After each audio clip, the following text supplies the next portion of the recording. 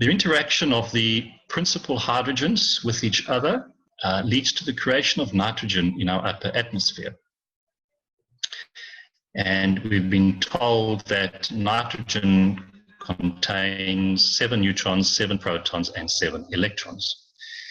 And nitrogen is the key structure in amino acids. So that's your cohans. And all life depends on nitrogen. So now you can see why the creation of nitrogen at the outer boundary is so important for life on this planet.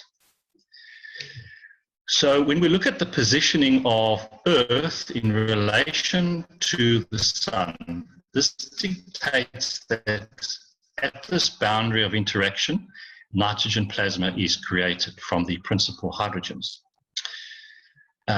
In other words, so another way to state it is the MaGrav fields of the Sun interacting with the MaGrav fields of the Earth, and at this point of interaction, nitrogen is created.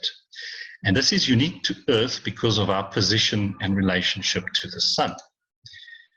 When you have a look at the Sun and Jupiter interaction, so we have another Sun and planet interaction, but Jupiter is much further away.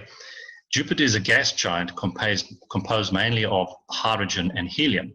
So at its boundary of interaction from the principal fields, which is the hydrogen, the Sun creates, at this boundary interaction, we create hydrogen and helium. And that's essentially what Jupiter is made up of. And it can be said the same for Saturn. So because of their position in relation to the Sun, they create hydrogen and helium in their atmospheres. Because of our position in relation to the Sun, we create the nitrogen.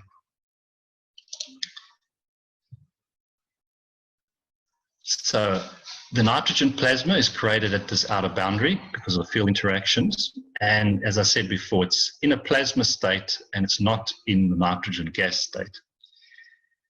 And at the same time, the oxygen and carbon plasmas are also created from the nitrogen plasma.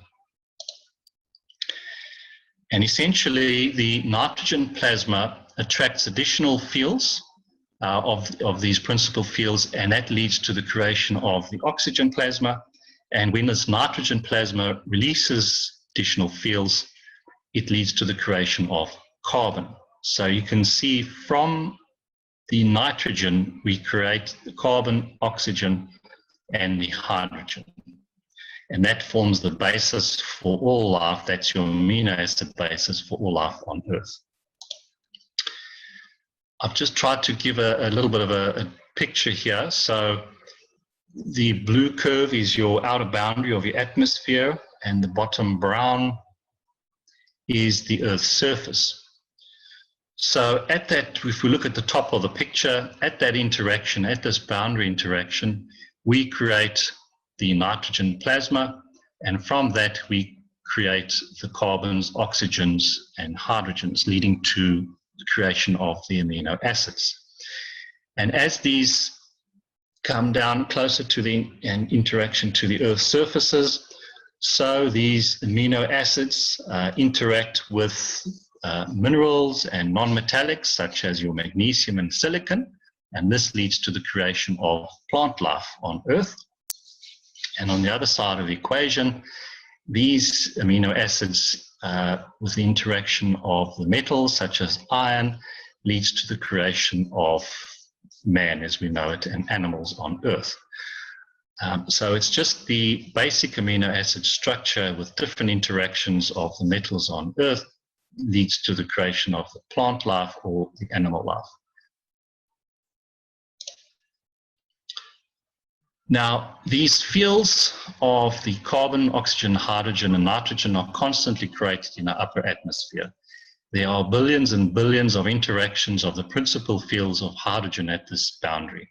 And as the Earth's position in relation to the Sun changes, even a slight change in that gap will lead to different field strengths of the carbon, oxygen, hydrogen, nitrogen being created at this boundary.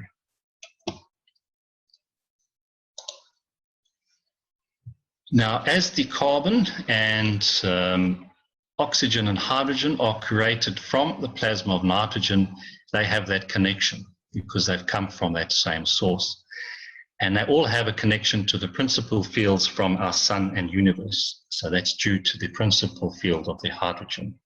And this explains why everything is connected to everything else in this universe, because it all comes from one source.